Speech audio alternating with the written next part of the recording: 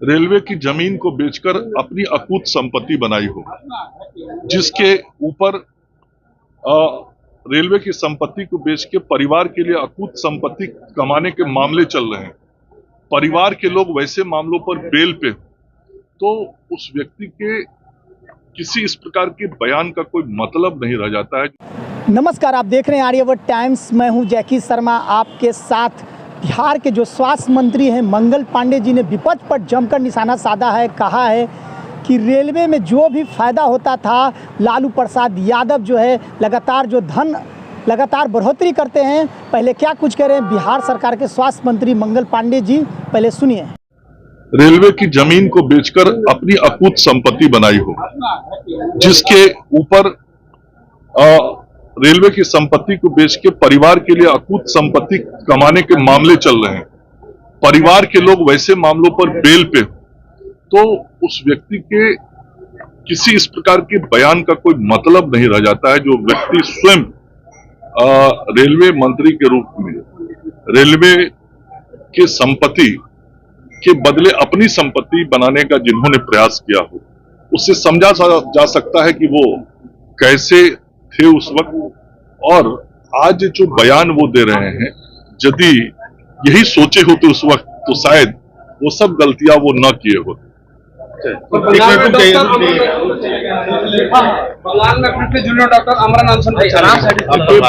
बंगाल की जो सरकार है और वहां की जो मुख्यमंत्री हैं सुश्री ममता बनर्जी जी, वह मानवता को जीवित नहीं रहने देना चाहती, महिलाओं के मान सम्मान को ठीक नहीं रहने देना चाहती, और स्वयं महिला होते हुए भी किस प्रकार से पश्चिम बंगाल में महिलाओं को अपमानित किया जा रहा है, उनके इज्जत आबरू को चोट पहुंचाने की कोशिश हो रही है, ये पूरी दुनिया देख रहा है।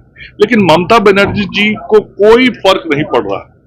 और जो अभी का आरजी कर हॉस्पिटल का मामला हुआ और उसको लेकर चिकित्सकों ने, वहां के छात्र छात्राओं ने और संपूर्ण पश्चिम बंगाल के चिकित्सकों ने जो बातें उठाई, जो मांगे रखी, पहले तो ममता बनर्जी की सरकार बात करने को तैयार नहीं थी। जब बात करने को तैयार हुई तो वो डॉक्टरों की बात सुनने को तैयार नहीं है। डॉक्टर भय में है, डॉक्टर और खास करके जो महिला चिकित्सक हैं, और मैं तो कहूंगा संपूर्ण महिला जो पश्चिम बंगाल की है, वो सब भयाक्रांत है, क्योंकि सबको अपनी इज्जत आबरू का डर लगता है। और हमारे जो चिकित्सक अपनी वाजिब बातों को वहां सरकार के सामने कह रहे हैं, रख रहे हैं, वो ममता बनर्जी सुनने को तैयार नहीं है। इसलिए तैयार नहीं है कि जो पूरा घटनाक्रम आरजी कर का हुआ था, उसमें जो उनके नजदीक के लोग फंसे हुए हैं, टीएमसी के लोग, उनको बचाना ही उनका मकसद है। और अब इससे बड़ा बात क्या हो सकता है कि जिस बच्ची की हत्या हुई थी, उसका बिना एफआईआर किए हुए उसके डेड बॉडी को जला दिया गया। तो ये तो सीधा सीधा सबूत को समाप्त करने का सरकारी पहल था, और सरकार के संरक्षण में इतना बड़ा काम ममता जी के नाक के नीचे कलकत्ता में हुआ, तो क्या बिना उनके इशारे के हुआ? सब उनके इशारे पे हुआ। और अभी भी हमारे चिकित्सक यही चाहते हैं पश्चिम बंगाल के कि सत्य की जीत हो, न्याय मिले, और जो दोषी हैं उन पर कार्रवाई हो और आगे वो सुरक्षित रह सके।